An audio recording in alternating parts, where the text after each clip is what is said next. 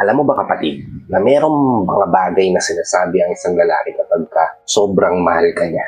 Ito yung mga bagay na magde-determine kapag narinig mo mula sa taong mahal mo na ikaw lang yung gusto niya, na ikaw lang yung pipiliin niya. At in this video, pag-uusapan natin yung mga bagay na to. Ito yung mga salita na lumalabas sa bibig ng isang lalaki kapag mahal ka niya. Kung interesado ka malaman kung ano itong mga salita na to, para kapatid, pag-usapan natin yan. Just keep on watching.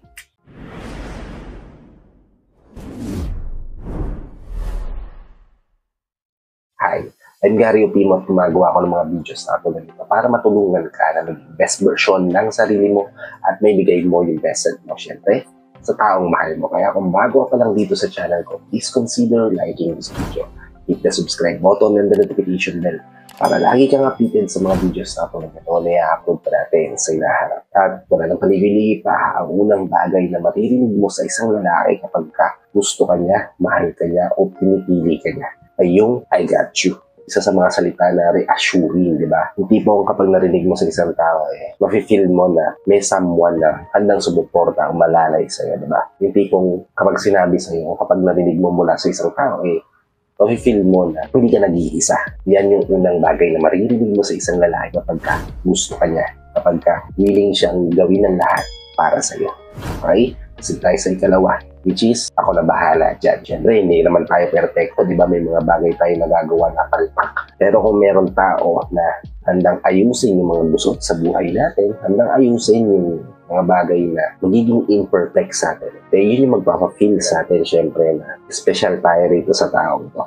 Di ba? Ngayon naman, kung naririnig mo yung bagay na ako na bahala dyan sa taong mahal o sa taong nararamdaman mo na special ka para sa kanya, then kapatid, tama yung hinala mo.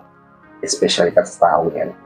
Nangangahulugan lang din yan na mahalaga ka sa kanya. Okay? Proceed tayo sa ikatlo. Which is, sabihin mo kung may gusto ka. Isa sa mga bagay na maririnig mo talaga sa taong special ang tingin sa'yo. Di ba? Yung one call, one text, one chat away lang din siya kapag kailangan mo siya. O kapag nakikita niya na may kailangan ka sa kanya, hindi na kagad siya sa tabi mo para ibigay, gawin, sumuporta sa iyo. Diba? Yan yung mga tao na talaga naman alam mo na gagawin ng lahat para sa iyo. At it signifies din na may care siya sa iyo. Kaya kung may ganyan tao sa paligid mo, malamang sa malamang, gusto ka niyan, mahal ka niyan, o pinipili ka niyan. Okay? Gusto tayo sa ikapat, which is, kamusta ka? Sino ba yung mga taong nangangamusta sa atin? Sino ba yung mga taong nagsasabi nito sa atin? Di ba yung mga taong may pakialam lang sa'yo?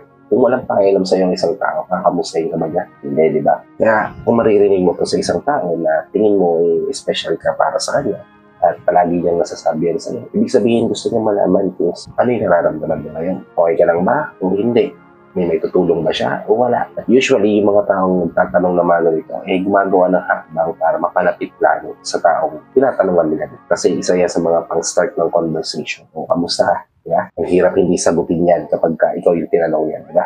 At isa yan sa mga senyales, kapatid, na kapag narinig mo sa isang tao, ibig sabihin lang nun may pakay siya sa'yo. Ibig sabihin lang nun willing siyang makinig sa kwento ng buhay mo o sa mga nangyari sa'yo sa nakaraan, mga nangyari sa'yo ngayong araw. Kasi, meron talaga siyang pakialam sa iyo dahil mahalaga ka para sa kanya. And it signifies din, syempre, na mahal ka niya. Okay? Kasi tayo sa ikalima, which is, I will make it happen. O, isa na naman sa mga reassuring words, di ba? Na bihira mo maririnig sa isang tao. Lalo na kung hindi ka naman special para sa kanya. Pero once na marinig mo ito sa isang tao, gagawin niya yung best niya para mangyari yung gusto mo mangyari. O matupad yung gusto mong matupad. O maibigay sa'yo yung gusto mong magkaroon. Diba? Ibig sabihin lang nun, kapatid, ganun ka ka-espesyal sa tao yan. Ganun ka kahalaga para sa tao yan.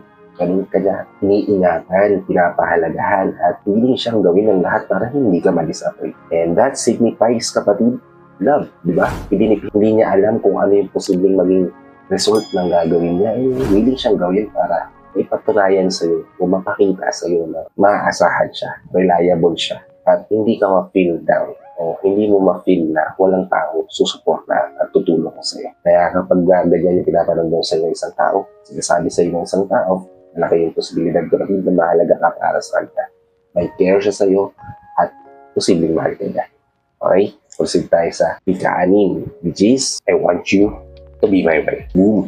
di ba? Marinig mo lang to sa isang tao, talaga namang magbabago na kagad yung perspective mo sa buhay, di ba? Hindi ka naniniwala sa pag-ibig kapag sinabi sa ito ng isang tao na alam mo na magugustuhan mo, talaga namang titibok ng gusto o flatter ka ng gusto, di ba? Kasi hindi na girlfriend, hindi na jowa, wife na agad, kapatid.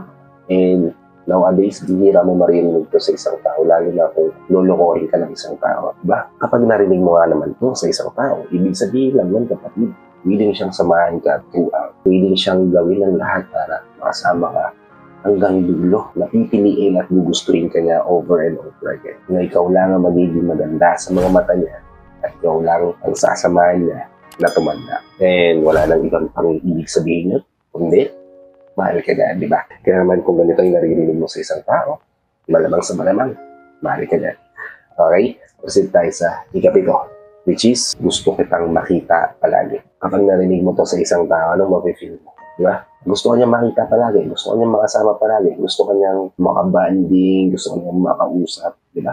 Ibig sabihin lang nun, napaka-special mo para sa kanya.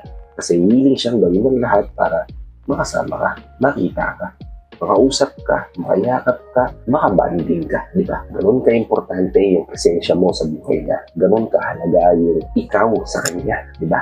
And syempre, wala nang ibang ibig sabihin nun, kundi gusto ka niya. Kasi bakit ka sasama ng isang tao na mahabang panahon o gusto ka niyang lagi makita at makasama o wala siyang pakialam sa'yo, kung hindi siya interesado sa'yo, o wala siyang nagugustuhan sa'yo, diba? Kaya kung naririnig mo ito sa tao, tingin mo, special ka para sa kanya. O nagiging special na rin yung tingin mo sa kanya. Ibig sabihin lang nun, kapatid, mutual yung pagtitingin ng dalawa. Special kayong dalawa sa isa't isa.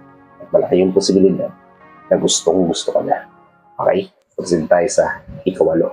Last but not least, kapatid, ikawalong bagay na sinasabi ng isang lalaki o ng isang tao tunay na nagmamahal ay yung tayo. Hindi siya, hindi, kayo, diba?